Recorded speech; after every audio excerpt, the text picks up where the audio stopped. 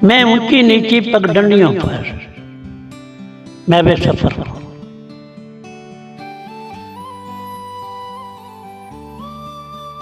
मैं ऊंची नीची पगडंडियों पर मैं वे सफर हूं। दरख्त सुनहरी धूप उड़े खड़े हैं।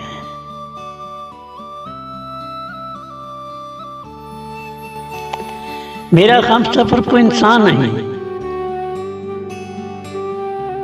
सूरज की झिलमिलाती किरणें हैं।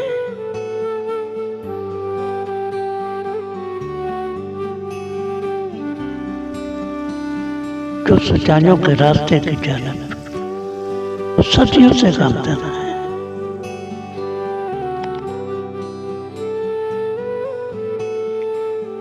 और बचपन से लेके ऐदी शबाब तक पर यही मेरी हम सफर है।